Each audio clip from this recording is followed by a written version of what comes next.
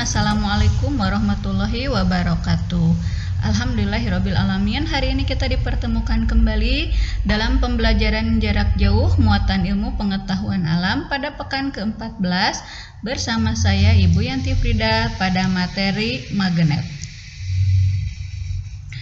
Hari ini ada 4 materi yang akan kita bahas. Yang pertama adalah pengertian magnet, yang kedua macam-macam magnet, yang ketiga pemanfaatan magnet, dan yang keempat sifat-sifat magnet.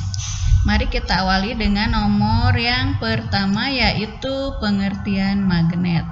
Apa itu magnet? Magnet adalah suatu benda yang mampu menarik benda lainnya yang mengandung logam tertentu. Artinya tidak semua logam bisa ditarik. Kemudian berdasarkan sifatnya ada macam-macam magnet. Yang pertama alami dan yang kedua buatan. Magnet ini pertama kali ditemukan oleh orang Yunani di daerah Magnesia ya. Jadi magnet itu diambil dari suatu tempat yang bernama Magnesia yang sekarang kurang lebih ada di negara Turki. Kemudian ditemukannya dalam bentuk batu yang bisa menarik logam lain. Batu ini kemudian disebut lodestone ya. Ini yang alami. Kalau yang buatan ini biasanya bentuknya disesuaikan dengan kebutuhannya. Contohnya yang ada di gambar ini magnet U. Nanti selain magnet U ternyata banyak sekali magnet-magnet yang bentuknya bermacam-macam ya. Materi berikutnya adalah tentang bentuk magnet. Bentuk magnet ini tentu saja diambil dari magnet-magnet buatan, bukan magnet alami ya.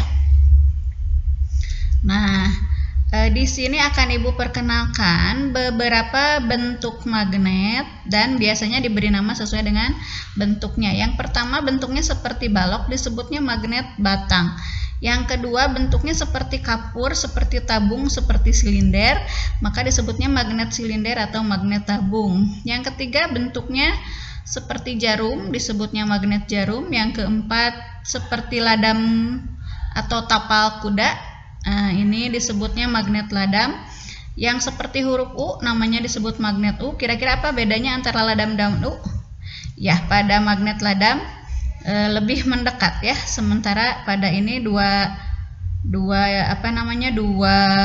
kutubnya agak berjauhan ya.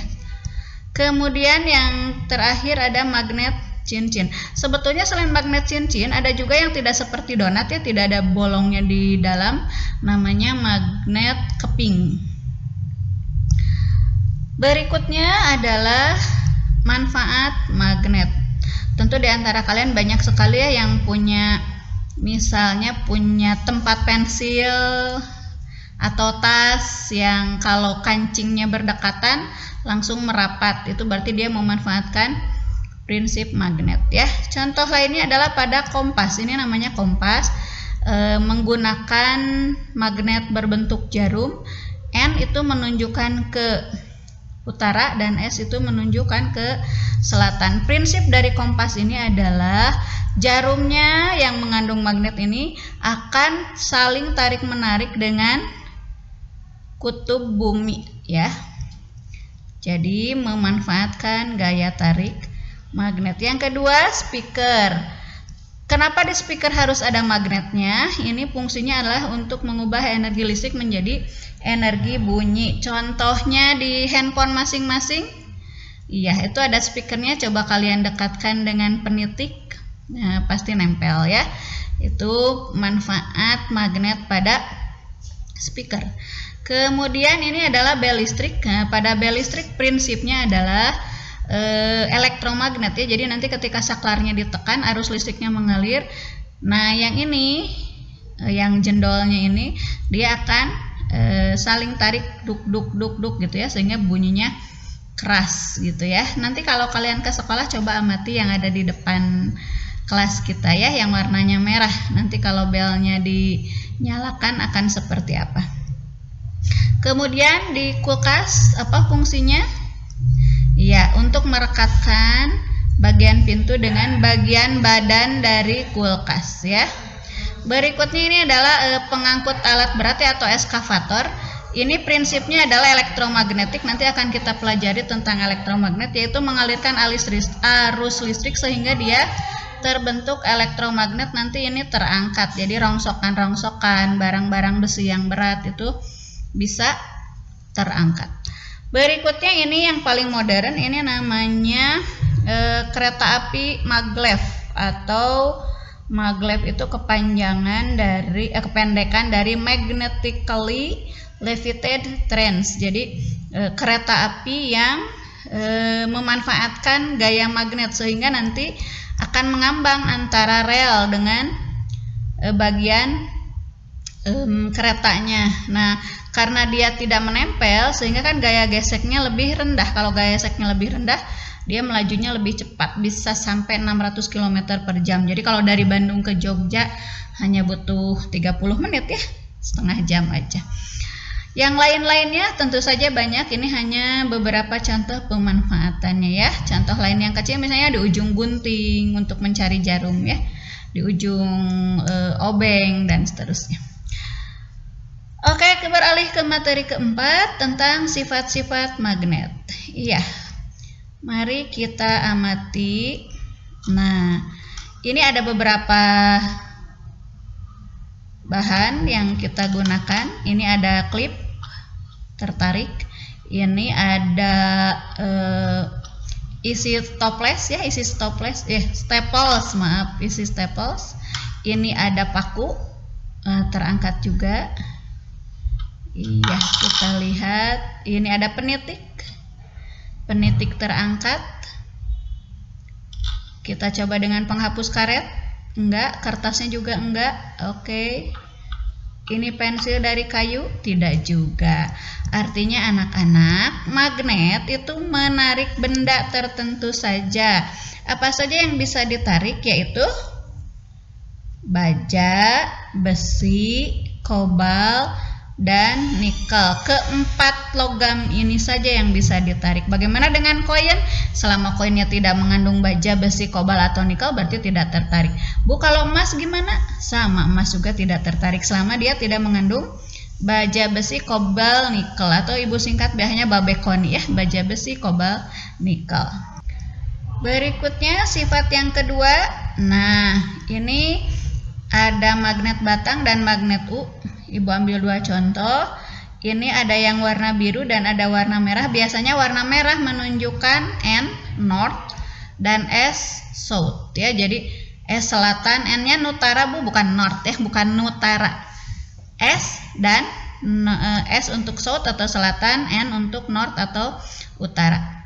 Ini juga sama ya. Nah, dalam proses penyimpanannya yang baik tuh memang begini, anak-anak didekatkan yang biru dengan yang merah dengan yang biru. Itu intinya untuk mempertahankan sifat kemagnetannya ya. Karena kalau terlalu lama saling tolak, berkurang juga sifat magnetnya. Ini juga sama, ini selatannya, ini utaranya. Nanti kalau kamu potong jadi dua misalnya, apakah ini hanya selatan saja? Oh, ternyata tidak. Yang ini jadi berubah jadi utara ya. Sekecil apapun tetap mereka punya dua kutub, yaitu kutub utara dan selatan. Berikutnya sifat ketiga, kalian perhatikan percobaan berikut. Nah, ini ada sebuah magnet kemudian digulingkan dengan benda yang bisa ditarik.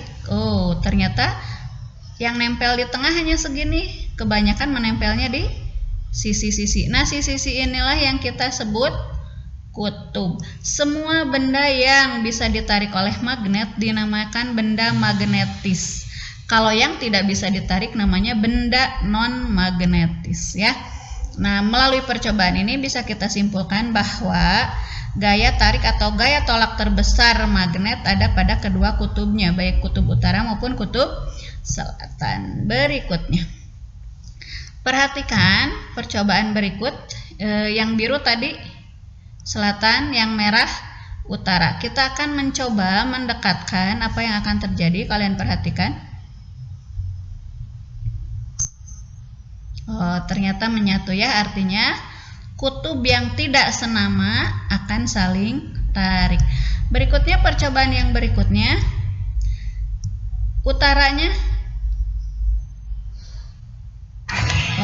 ternyata menjauh ya anak-anak. Artinya kutub yang senama, utara dengan utara, selatan dengan selatan, itu artinya senama, maka akan saling tolak. Berikutnya ini adalah gambar magnet, kemudian diberi serbuk besi. Serbuk besinya ternyata nanti membuat sebuah pola ya. Pola yang ini disebut garis-garis gaya magnet, menunjukkan adanya medan magnet atau daerah yang masih dipengaruhi oleh gaya magnet. Ini disebutnya medan magnet. Sifat berikutnya kalian perhatikan, ada sebuah klip nempel ya tadi, kemudian diberi penghalang kertas, magnetnya disimpan di belakang. Ternyata tidak jatuh anak-anak, dia mengikuti gerak magnet. Jadi ketika ibu gerakan ke atas, dia ke atas, magnetnya gerak ke bawah, gerak ke pinggir, magnetnya ke pinggir, klipnya juga ke pinggir. Artinya gaya magnet itu menembus ketebalan benda. Kira-kira semakin tebal apa yang akan terjadi? Iya, semakin tebal semakin tidak dipengaruhi ya. Nah, mari kita simpulkan dari percobaan-percobaan yang tadi bahwa sifat magnet ada 6 ya. Yang pertama, menarik benda yang terbuat dari baja, besi, kobalt, dan nikel. Semua benda yang bisa ditarik oleh magnet disebut benda magnetis, sementara yang tidak bisa ditarik disebut benda non-magnetis. Kemudian ciri yang kedua, memiliki 2 kutub, kutub utara dan selatan. Sebesar apapun magnetnya hanya punya 2 kutub, utara dan selatan. Sekecil apapun magnetnya tetap dia punya 2 kutub, yaitu utara dan selatan.